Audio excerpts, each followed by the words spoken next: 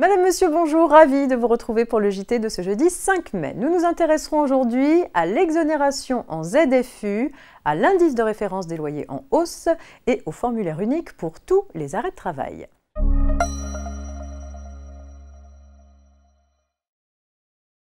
Les entreprises qui exercent leur activité dans une ou plusieurs zones franches urbaines dites ZFU peuvent, sous certaines conditions, bénéficier d'une exonération d'imposition sur les bénéfices jusqu'au 31 décembre 2023. Le fait qu'une entreprise puisse être considérée comme implantée dans une telle zone dépend selon le fisc d'un faisceau d'indices. Dans une récente affaire, les tribunaux ont eu à trancher le cas d'une société établie en ZFU exerçant une activité d'achat-revente en gros de produits alimentaires achetés en métropole et revendus par l'intermédiaire d'un transitaire sous-traitant à des clients en Martinique et Guadeloupe. Appliquant les critères de l'administration, les juges ont estimé que cette société avait bien droit à l'exonération. Elle disposait d'un local loué dans la zone avec du matériel informatique, du matériel de bureau et une ligne téléphonique. Par ailleurs, elle exerçait dans la zone des missions relatives à la gestion commerciale et administrative de l'activité.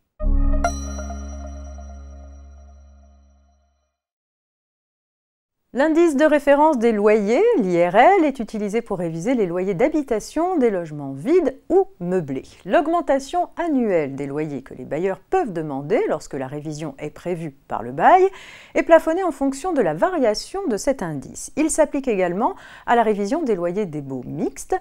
L'INSEE vient de publier l'IRL du premier trimestre 2022. Il s'établit à 133,93 contre 132,62 le trimestre précédent. Ce nouvel indice conduit à une hausse des loyers de 2,48% sur une année.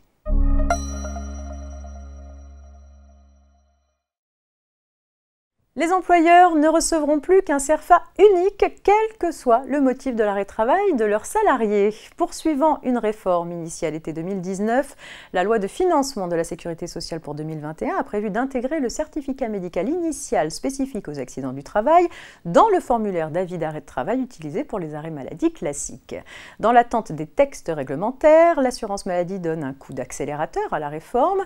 Dans une information du 19 avril 2022, elle a effectivement confirmé la mise en œuvre de cette réforme qui se déploiera progressivement au fur et à mesure de l'usage des nouveaux formulaires par les professionnels de santé. C'est tout pour aujourd'hui. On se retrouve demain vendredi pour un dernier JT avant le week-end.